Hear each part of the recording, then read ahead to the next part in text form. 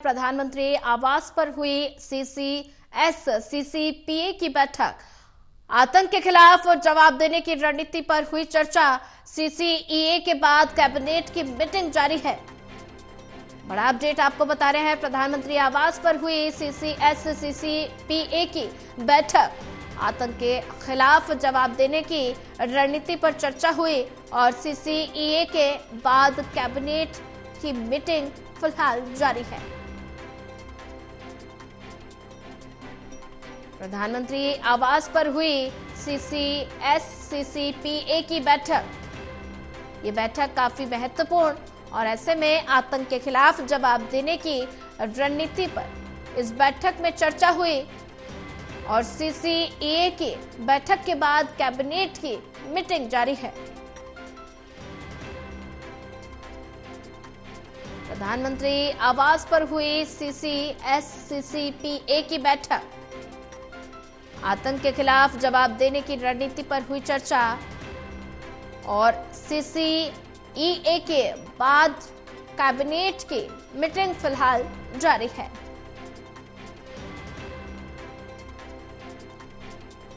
प्रधानमंत्री आवास पर हुई सीसीपीए की बैठक। ये बैठक काफी महत्वपूर्ण और बीते कल भी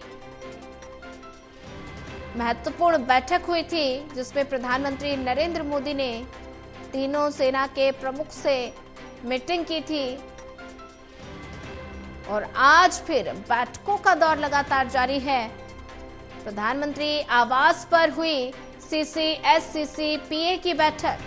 आतंक के खिलाफ जवाब देने की रणनीति पर चर्चा हुई।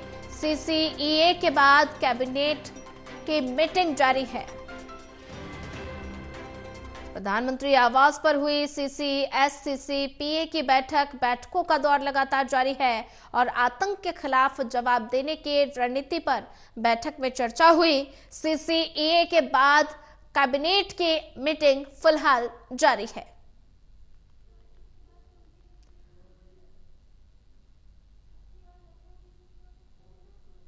प्रधानमंत्री नरेंद्र मोदी के आवास पर हुई सीसीपीए की बैठक। आतंक के खिलाफ जवाब देने की रणनीति पर चर्चा हुई है और ज्यादा जानकारी साझा करने के लिए हमारे साथ एसोसिएट एडिटर प्रदीप कुमार जुड़ चुके हैं। प्रदीप, लगातार बैठकों का दौर जारी है। प्रधानमंत्री आवास पर सीसीपीए की बैठक हुई है और आतंक के खिलाफ जवाब देने की क्या कुछ रणनीति इस बैठक के बीच बनी है? देखिए, बिल्कुल प्रधानमंत्री आवास पर पहले सीसीएस यानी कैबिनेट कमेटी ऑन सिक्योरिटी की बैठक हुई। उसके बाद जो cabinet committee on political affairs CCPA की बैठक हुई है। इसके बाद आर्थिक मामलों की सीसीईए की बैठक हुई है। प्रधानमंत्री नरेंद्र मोदी ने 3 बैठक वो खत्म की है। अब कैबिनेट की बैठक चल रही है। नीतिगत फैसले, अन्य निर्णयों पर मोहर लगनी है, लेकिन महत्वपूर्ण रही है सीसीएस की बैठक। पाकिस्तान प्रायोजित आतंकवाद को जवाब देने के लिए बीते कल प्रधानमंत्री ने एक उच्च स्तरीय बैठक की थी और इसके बाद आज सीसीएस की बैठक हुई है, कैबिनेट कमेटी ऑन सिक्योरिटी। और माना जा रहा है कि इसमें आतंक को माकूल जवाब देने को लेकर विशेष आगे की कार्रवाई की रणनीति पर चर्चा हुई है। इसके अलावा जो खासतौर से पहलगाम आतंकी हमले के बाद पहली कैबिनेट बैठक ये रही है, तो कहीं ना कहीं इस नजरिए से महत्वपूर्ण है, क्योंकि जिस तरीके से जो कड़े निर्णय लिए जाने हैं और जिस तरीके से सेना को खुली छूट दी गई है, कल ये जानकारी निकल कर आई। इसके बाद हलचल बढ़ी हुई है। टाइम और टारगेट का जो फैसला है वो सैन्य बलों को करना है, लेकिन इस बीच हम देख रहे हैं कि लगातार रणनीतिक बैठकों के दौर जारी हैं और आज जो कैबिनेट की बैठक यहाँ पर हुई है, इसमें भी महत्वपूर्ण नीतिगत निर्णय लिए जाने की जानकारी मिल रही है। क्या इस पर जानकारी साझा की जाएगी? अमूमन जब कैबिनेट की बैठक बुलाई जाती है तो इसके बाद जो नीतिगत फैसले लिए जाते हैं उस पर ब्रीफिंग रखी जाती है, तो उसका औपचारिक निर्णयों की जानकारी दी जाती है।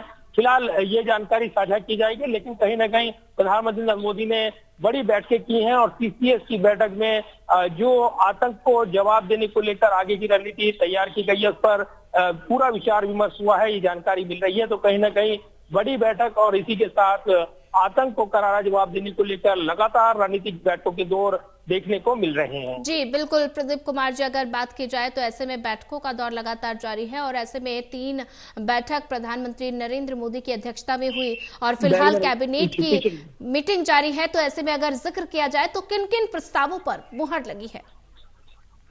देखिए, बीते कल प्रधानमंत्री ने एक उच्च स्तरीय बैठक की थी जिसमें रक्षा मंत्री राजनाथ सिंह, सीडीएस जनरल अनिल चौहान, इसके अलावा एनएसजी अजीत डोभाल और तीनों सेना प्रमुख मौजूद रहे थे। और इस बैठक में जो आतंक को जवाब देने की रणनीति तैयार की गई, सेना को फ्री हैंड दिया गया।